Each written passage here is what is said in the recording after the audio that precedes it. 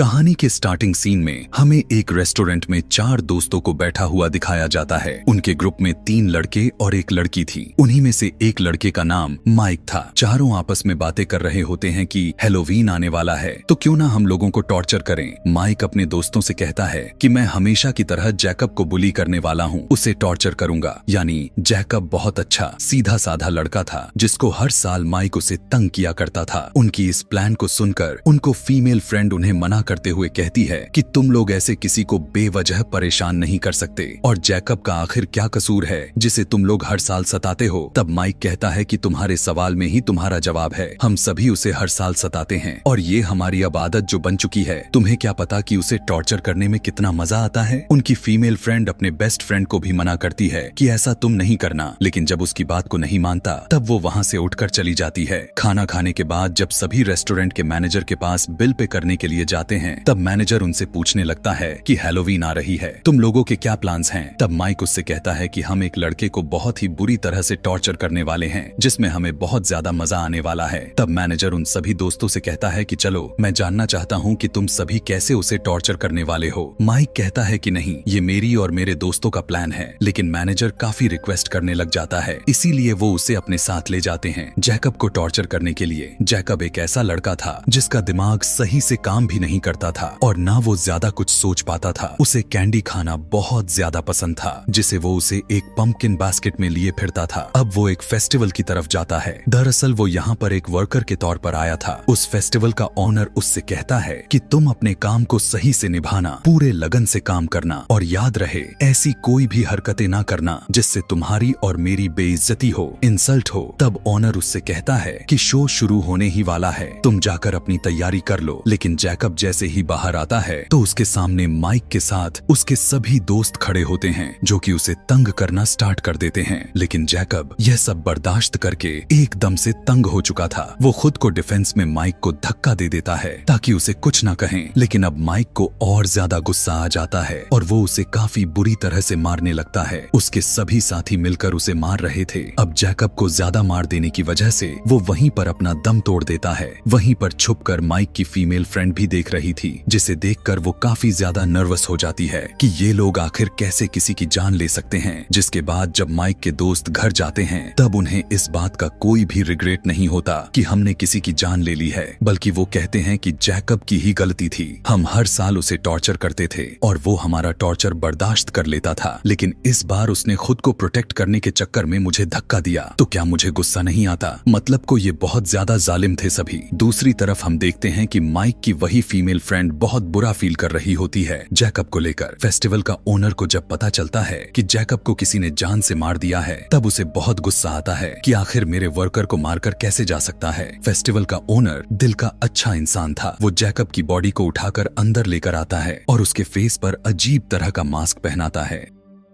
जिसके बाद ओनर कुछ रिचुअल करना स्टार्ट कर देता है जिससे कोई अनजान सोल उसके अंदर आ जाता है और अब मरा हुआ जैकब फिर से जिंदा हो जाता है ताकि वो माइक और उसके दोस्तों से बदला ले सके अपने मर्डर के लिए। दूसरे सीन में हम देखते हैं कि माइक की फीमेल फ्रेंड टाउन के शेरिफ जाकर उन्हें सब कुछ बता देती है कि जैकब को किन किन लोगों ने मारा है और किस तरह बेरहमी से मारा। तब शेरिफ कहता है कि चलो ठीक है, मैं इसे नोट कर लेता हूँ, लेकिन अभी तक इसका कोई भी रिपोर्ट नहीं आई है। लेकिन जब शेरिफ को पता चलता है कि जैकब को मारने वाला उनमें से एक उसका बेटा ही था यानी माइक, तो उसे बिलीव नहीं हो रहा था कि मैं इस टाउन का शेरिफ हूँ और मेरा ही बेटा ऐसी काम कैसे कर सकता है। तो वो सीधा फेस्टिवल के ओनर के पास जाता है और उसे पूछता है कि जैकब कहाँ है और उसे क्या हुआ था। तब ओनर उसे कहता है कि सबको गलत लगा कि वो मर गया है, वो बस थोड़ा सा जख्मी था, इसलिए रेस्ट करने के लिए मैंने उसे घर भेजा है, क्योंकि यह बात तो सच थी कि जैकब के रिचुअल के बाद हम उसे मरा हुआ तो काउंट नहीं कर सकते थे ना। जिसके बाद शेरिफ सीधा जैकब के घर जाकर दरवाजा नॉक करता है, लेकिन जब कोई भी दरवाजा नहीं खोलता तब वो वापस आ जाता है। अगले सीन में हम माइक की उसी फीमेल फ्रेंड को देखते हैं जिसके पास उसका एक दोस्त उससे मिलने के लिए आता है। वो उसे बताता है कि शेरिफ ने इन्वेस्टिगेशन की है और उन्हें पता चला है कि जैकब अभी भी जिंदा है। उसकी ऐसी बात सुनकर उस लड़की की दिल को काफी सुकून मिलता है कि शुक्र है कि वो जिंदा तो है। आगे हम देखते हैं कि मैनेजर जिसने माइक के साथ मिलकर जैकब को मारा था वो किसी से कह रहा होता है कि मेरी तो हैलोवीन काफी अच्छी गुजरी और मैंने अपनी जिंदगी में ऐसी मजाक कभी भी नहीं लिया था। जिसके बाद जब मैनेजर अपने वॉशरूम में जाता है तो वहाँ पर वही पंपकिन बास्केट को देखता है और उसमें कॉर्न कैंडी होती है और वो उसे उठाकर खाने लग जाता है कि तभी वहाँ पर जैकब आ जाता है, उसकी पेट को चीरकर उसे काफी दर्दनाक मौत देता है। यानी अब वो अपने उसे मारने वाले लोगों में से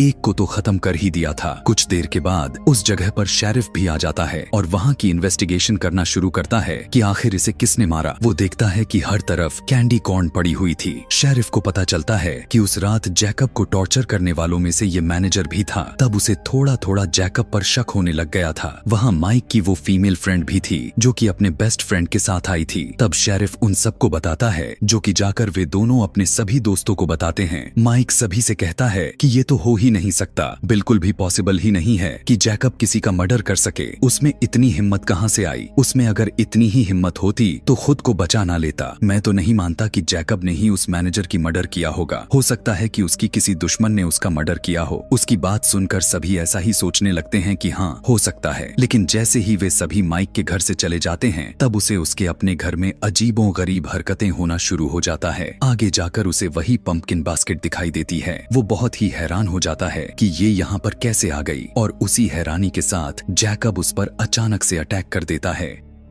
वो उसे दीवार में सटाकर उसे उसके शरीर से उसकी स्पाइनल कॉर्ड यानी उसकी रीढ़ की हड्डी ही बाहर खींच देता है, जिससे उसकी फौरन मौत हो जाती है। दूसरी तरफ हम देखते हैं शेरिफ को पूरी तरह से शक हो गया था कि ये सारा खून जैकब ही कर रहा है। इसीलिए वो उसी फेस्टिवल ओनर के पास जाता है। ओनर उसे कहता है कि कहा ना मैंने आपको कि उसे मैंने घर पर रेस्ट करने के लिए भेजा है। अभी ये सब बातें कर ही रहे थे कि तभी वहाँ पर एक और पुलिस ऑफिसर आकर शेरिफ को बताता है कि माइक कि एक और दोस्त का मर्डर हो चुका था। जब शेरिफ वहाँ पर आया तब वो फिर से वहीं पर पड़ी कॉर्न कैंडी दिखाई देती है। अब शेरिफ का शक ही नहीं बल्कि उसे पूरी तरह से पता चल चुका था कि इन सब के पीछे जैकब का ही हाथ है। वो जैकब के घर जाता है लेकिन उसे कहीं पर भी जैकब दिखाई नहीं देता। घर चेक करने के बाद जब वो उसके बेड के नीचे देखता है तब उसे वहाँ पर एक अजीब सी डेड बॉडी पड़ी होती है जो कि पूरी तरह से सड़ चुकी थी। और ये डेड बॉडी किसी और का नहीं बल्कि जैकब की मदर की ही थी। लेकिन इस डेड बॉडी का बाकी के होने वाले मर्डर से कोई भी संबंध नहीं था। जिसके बाद शेरिफ वहाँ से निकलकर बाहर की तरफ जैकब का तलाश करने चला जाता है और वो अपने बेटे को कॉल करके उसे घर से बाहर निकलने से मना करता है। वो कहता है कि अगर तुम घर से बाहर निकल भी गए तो तुम अपनी जान हाथों से धो बैठोगे। शेरिफ शहर में होने वाले कार्निवल्स, फेस्टिवल्स और बाकी के इवेंट्स को रोक देता है और कहता है सभी अपने घरों में ही रहे, बाहर बिल्कुल भी ना निकले। उसकी इस तरह की बात को सुनकर सभी लोग बहुत ज्यादा गुस्सा हो जाते हैं। उधर फेस्टिवल का जो ऑनर होता है उसके सभी वर्कर उससे कहने लगते हैं कि आखिर क्या है जो आप हमसे छुपा रहे हैं और आखिर हम अब कमाएंगे कैसे, हमारा घर कैसे चलेगा। तभी उनमें से एक आदमी जिसका नाम बिशप होता है वो फेस्टिवल की ओनर से कहता है कि क्या जो तुम कह रहे हो वो ठीक है, तुम जो भी कहोगे मैं उस पर बिलीव कर लूंगा। तब वो ओनर कहता है कि हाँ मैं बिल्कुल ठीक कर रहा हूँ। हम जैसे लोग, हमारे जैसे लोग हमेशा टॉर्चर होते आए हैं और माइक जैसे बड़े घर के लोग हमेशा हमें टॉर्चर करते आए हैं। ये उनकी आदत बन चुकी है, दूसरों को सताना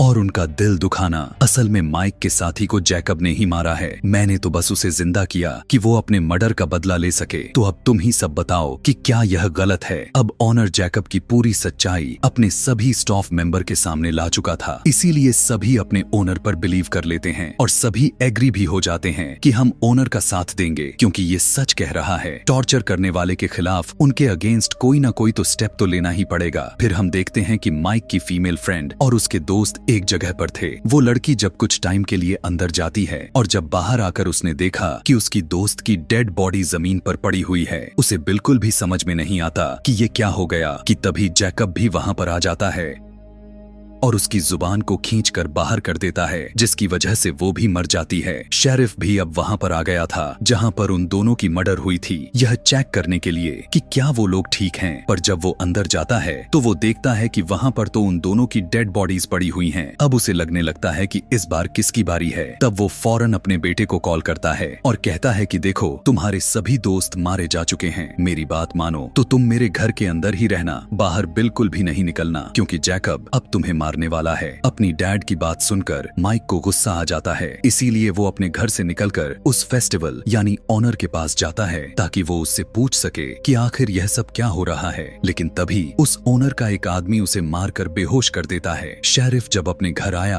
तब उसने देखा कि उसका बेटा यानी माइक तो घर पर है ही नहीं, बल्कि माइक की जगह फेस्टिवल का ऑनर था। वो उस पर गन पॉइंट करके उसे पूछता है कि मेरा बेटा कहाँ है, लेकिन तभी पीछे से बिशप अटैक करके उसे बेहोश कर देता है, जिसके बाद वो ऑनर एक चाकू से उस शेरिफ का गला ही काट देता है, जिससे वो भी मारा जाता है। जिसके बाद हम माइक को देखते हैं। जब उसकी आंखें खुली तब उसने देखा कि वो तो अब एक चेयर पर बंधा हुआ है, उसके आसपास कोई भी नहीं है और वो हेल्पलेस है कि तभी वहाँ पर शेरिफ की गाड़ी यानी अपने फादर को आते हुए देखता है। वो सोचता है कि अब मैं बच जाऊंगा क्योंकि अब मेरे फादर आ चुके हैं, लेकिन ये उसकी गलतफहमी थी क्योंकि उसका फादर गाड़ी के अंदर नहीं बल्कि उसके फादर का सर गाड़ी के आगे टंगा हुआ था, जिसको देखकर माइक के तो होश ही उड़ जाते हैं और रोने लग जाता है क्योंकि वो जानता था कि अब वो भी मारा जाएगा। कि तभी उसके सामने जैकब आ जाता है जो कि अब वो उसे काफी बुरी तरह से टॉर्चर करके मारने वाला था। वो उसे दोनों हाथों को उसके शरीर से अलग कर देता है और फिर एक एक करके उसके सारे के सारे दांत को बाहर कर देता है और इसी तरह से उसे टॉर्चर कर करके उसे जान से मार डालता है। जिसके बाद अगले सीन में हम उस फेस्टिवल के ओनर को देखते हैं जो कि वो किसी दूसरे शहर में अपने शो कर रहा होता है। वो वहाँ पर एक लड़की को एक नेकलेस देता है जो कि माइक के दांतों से बना हुआ था और उसे बता रहा होता है जैकब के बारे में, लेकिन उस लड़की को बिल्कुल भी यकीन नहीं होता।